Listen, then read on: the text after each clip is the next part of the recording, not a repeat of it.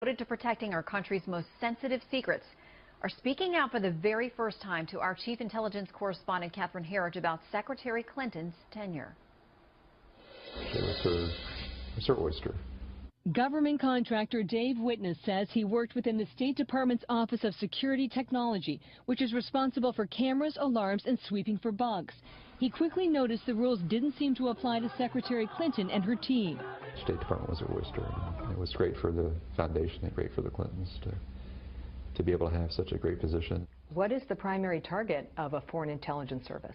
So number one person would be the Secretary of State, their communications, what are their intents, what are their purposes. As Mrs. Clinton was sworn in as secretary in January 2009, government contractor Emil Smith says he was also working at the department. State Department rules are clear. I helped write those rules. Smith says his 30 years of experience includes serving in the U.S. Army's 82nd Airborne before becoming a counterintelligence and counterespionage investigator at State, tracking down breaches of classified materials. I hear things like, well, I forgot, I don't know that I was trained, I don't know this. Every single person that had access to that information when it was sent is in violation. Smith reviewed some of the FBI witness interviews known as 302s with Fox.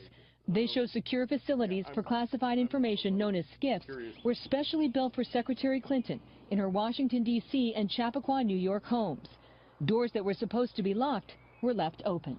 If you've got an uncleared person in there, it's automatically a compromise. It says that there were personally owned desktop computers in the secure facilities at Secretary Clinton's homes, yet she told the FBI that she did not have a computer of any kind in these facilities. If somebody said they're there, then they probably were there, and the reason you would deny it was because you probably didn't have approval. Witness team handled requests for Mrs. Clinton's devices. It was unfathomable that it would be used for anything other than just unclassified communication. You had no idea that there was sensitive information on this BlackBerry, and she wanted to use it for all information. Correct. We just thought it was for her unclassified use. But more than 2,100 emails with classified information, another 22 at the top secret level, passed through Clinton's unsecured private server. What do you think happened at the State Department? Personally, there had to have been somebody moving classified information from CLAN. CLAN, again, is secret, confidential only, and JWICS. JWICS is where all top secret information is. After new emails were found in the Anthony Weiner sexting case belonging to his estranged wife, Clinton aide Huma Abedin, the FBI reopened the Clinton email investigation. We do know that his estranged wife's emails are on that computer. Whether it's the private email server, whether it's this private laptop, if there's classified, one document on there that's classified, it's a violation. Somebody violated law. Throw all the politics out the window. What we're talking about is the defense of this nation. Asked about Smith and Whitna, the State Department emphasized the head of diplomatic security told the FBI Secretary Clinton was, quote, very responsive to security issues. In Washington, Catherine Herridge, Fox News. To Cleveland, where rapper Jay-Z, now he is a self-admitted former drug dealer. He raps about misogyny and violence. He, along with his wife Beyonce, headlined a free concert for Hillary Clinton last night, as you can see. Now, watch this. We have a woman who is an inspiration to so many others. I thank her. I thank Beyonce for standing up and showing the world we are strongest when we look out for each other. And I thank Jay for addressing in his music some of our biggest challenges in the country: poverty, racism, the urgent need for criminal justice reform. Addressing in his music misogyny.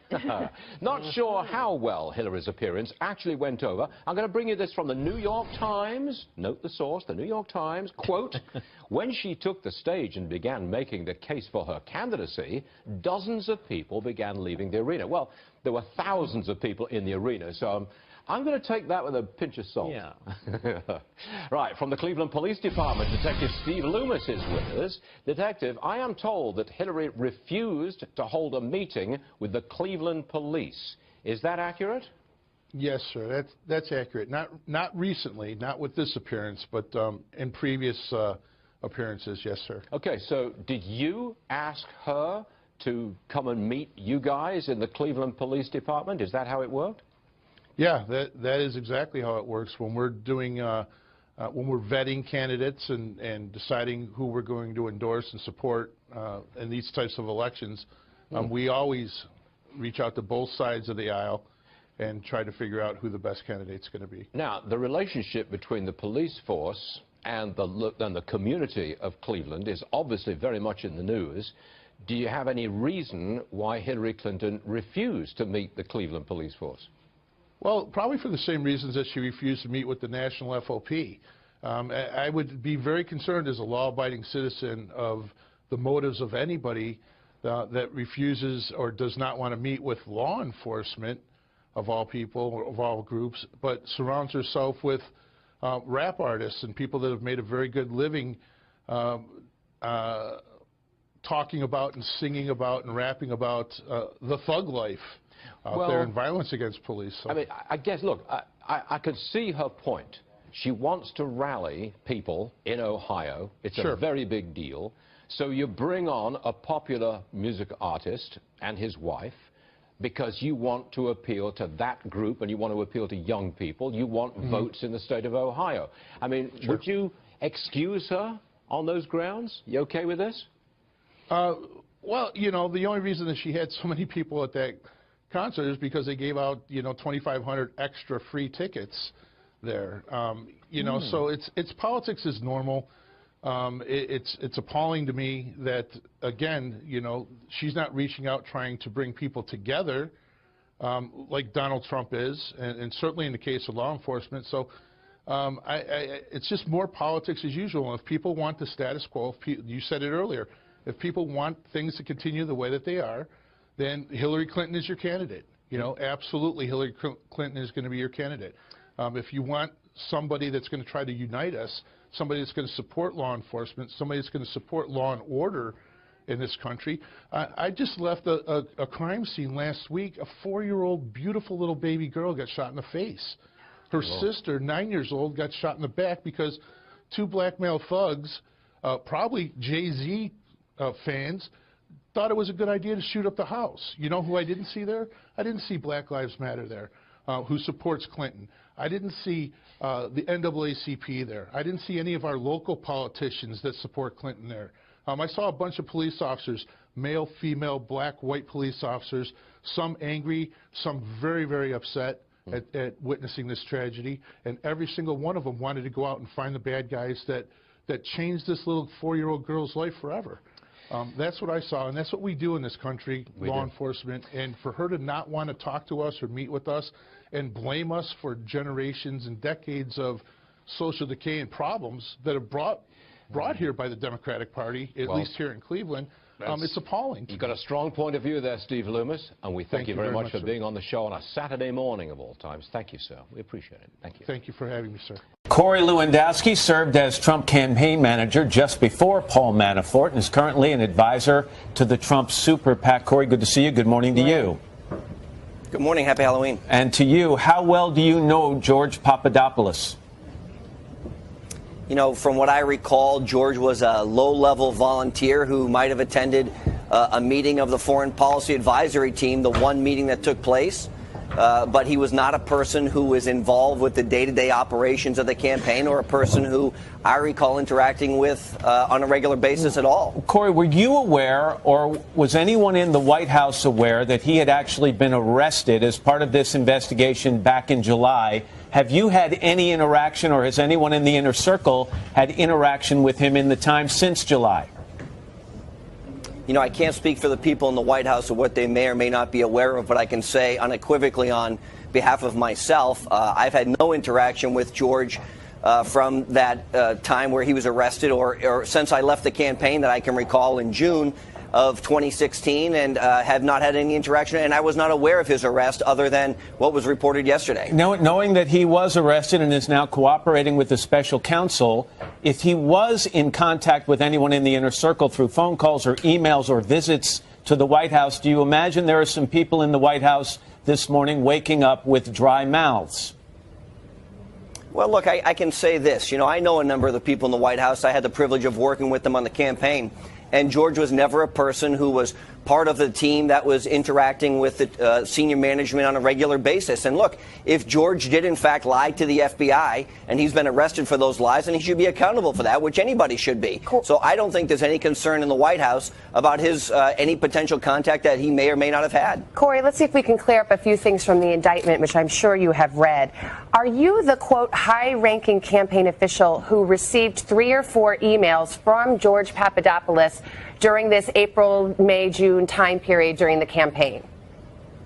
You know, it's a great question, Savannah, and I don't know the answer to it because, as you know, as the campaign manager to the Trump campaign, I was receiving thousands of emails a day. I don't know if that was specifically referring to me, or was that Paul Manafort, or was that Rick Gates or somebody else? So you don't recognize those emails? Some of the emails have quotes. For example, one of the emails states that the campaign official, which may or may not be you, forwarded an email and said, "You're running point on this." Did you send an email like that?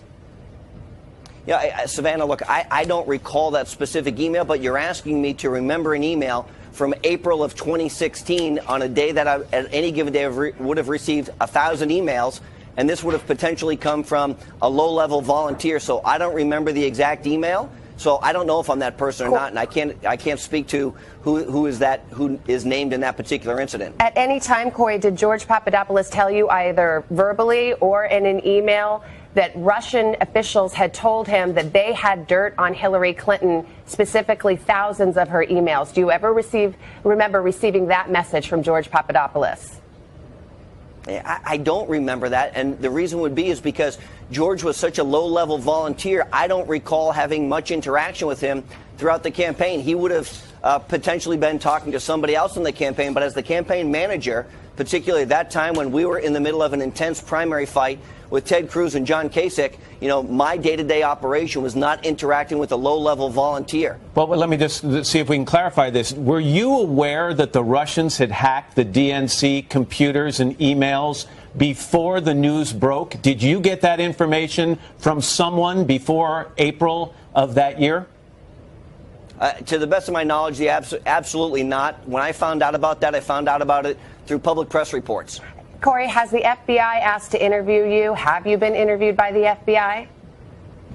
No, look, let me be very clear. I'll be more than happy to cooperate with any potential ongoing investigation. I have not spoken to anybody from the FBI, but I will be as clear as I can be. I will cooperate with any investigation because I am 100% certain that all of my interactions at the campaign were above board and legal, and I have nothing to hide. So if they ask me to participate, I'll be happy to do that unequivocally. All right, Corey Lewandowski.